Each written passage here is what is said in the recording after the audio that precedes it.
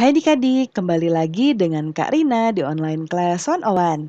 Kali ini kita akan belajar kelas 6 tema 4, subtema 1, globalisasi di sekitarku. Di pembelajaran 3 ada pelajaran Bahasa Indonesia, IPA, dan PJOK di halaman 22 sampai dengan 28.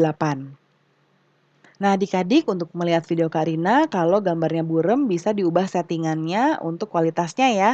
Nah, nanti dipilih yang paling terbaik supaya gambarnya lebih bagus.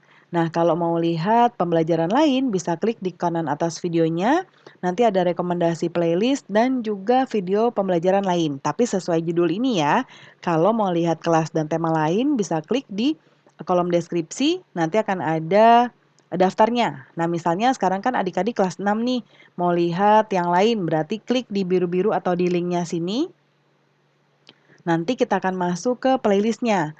Nah, misalnya adik-adik mau lihat kelas 6 tema 3, bisa klik di sini putar semua. Nah, di sebelah kanan nanti akan ada daftarnya adik-adik. Ini dibuatnya berurutan, ya, mulai dari halaman awal sampai halaman akhir. Jadi adik-adik tinggal cari aja mau lihat subtema berapa, pembelajaran berapa, dan juga halaman berapa.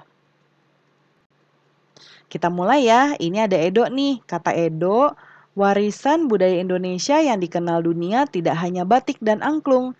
Di bidang olahraga, pencak silat adalah salah satu ilmu bela diri khas Nusantara yang juga merupakan warisan budaya yang mendunia. Nah, ada bacaan lagi nih adik-adik. Ada satu, dua, sampai sini ya.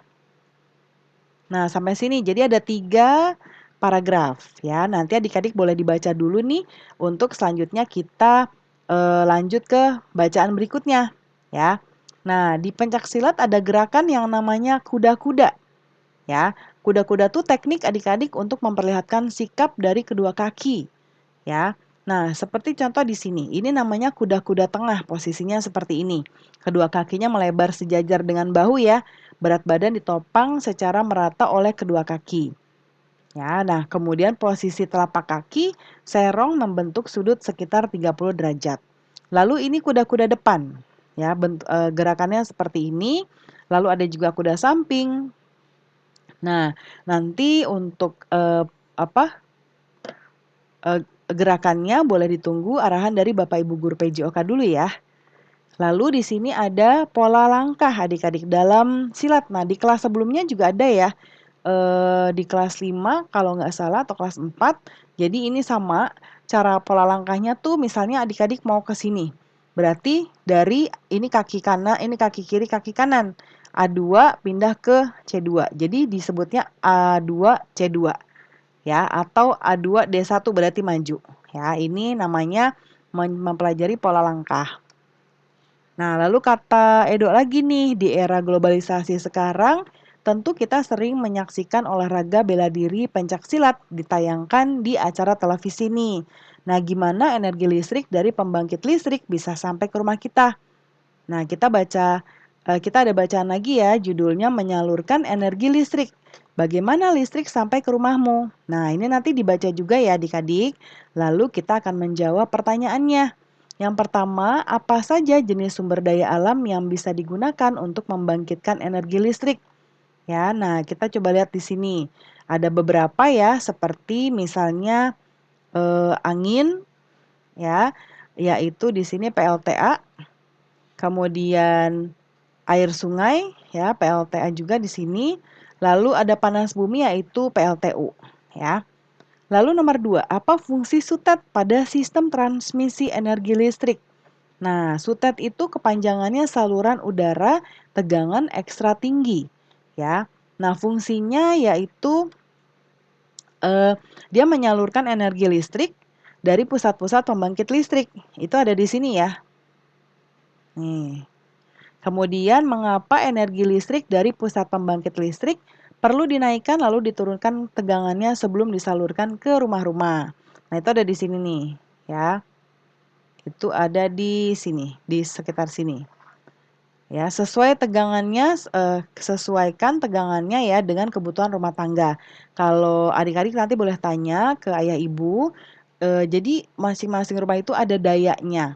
Ya, ada yang 900, 1.300, ada juga bahkan yang lebih besar, ya. Lalu, bagaimana sistem transmisi tersebut memiliki peran penting di era globalisasi saat ini?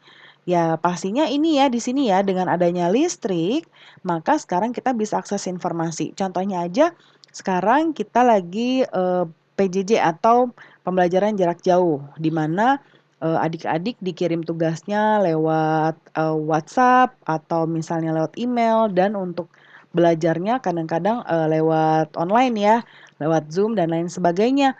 Kalau zaman dulu belum ada listrik, nggak mungkin kita melakukan hal-hal tersebut, ya. Nah, kemudian berikutnya ini seperti biasa kita membuat diagram. Karina sudah buatkan di sebelah kanan. Yang paragraf pertama adalah topik masalah, yaitu peran listrik dalam mendukung terjadinya era globalisasi. Yang paragraf kedua, deret penjelas.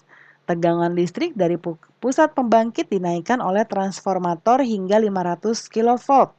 Lalu disalurkan melalui sistem transmisi bernama sutet tadi ya, ke berbagai tempat. Setelah itu, energi listrik akan masuk ke gardu induk untuk diturunkan tegangannya menggunakan transformator menjadi tegangan menengah 20 kV. Lalu kemudian energi listrik disalurkan ke gardu distribusi untuk diturunkan lagi menjadi 220 volt sesuai kebutuhan rumah tangga. Ya, barulah nanti apa akan disalurkan ke rumah-rumah kita. Lalu kemudian berikutnya di paragraf ketiga, ini kesimpulan dan kesan pendapat pribadi penulis. Nah, kini masyarakat dapat mengakses informasi terbaru ya dari berbagai belahan dunia karena adanya listrik, ya. Nah, berikutnya kita lihat tugasnya aja ya adik-adik, karena banyak sekali kayak informasi-informasi tambahan di sini. Nah, ini ada Nikola Tesla. Nah, ini sudah ada di pembelajaran tema sebelumnya ya, di yang penemu ya, di tema 3. Nah, kita lihat tugas kita di sini nih. Perhatikan penggunaan kosakata baku dan kalimat efektif di tulisan adik-adik. Nah, kita sekarang mau belajar kalimat baku dan kalimat efektif, ya. Nih, ya, kita menulis tentang proses dihasilkannya energi listrik. Nah, yang ini contoh saja ya adik-adik ya. Jadi kalau adik-adik lihat di pembelajaran sebelumnya tidak ada contohnya ya, bisa melihat contoh di sini. Nah, ini contohnya bisa adik-adik lihat ya. Yaitu ini sebetulnya sesuai dengan tulisan tadi. Pada pembangkit listrik tenaga air (PLTA), air sungai atau waduk masuk melalui pintu yang diatur katup pengaman menuju tangki pengaman tekanan. Ya, kemudian air tersebut dialirkan dari pipa pesat menuju ke turbin. Ya. Nah, ini adik-adik ya bisa disalin lagi. Nah, pembelajaran kita sudah selesai ya. Terima kasih sudah menonton sampai akhir. Mohon dimaafkan apabila ada kesalahan dalam perkataan maupun dalam materi yang diberikan.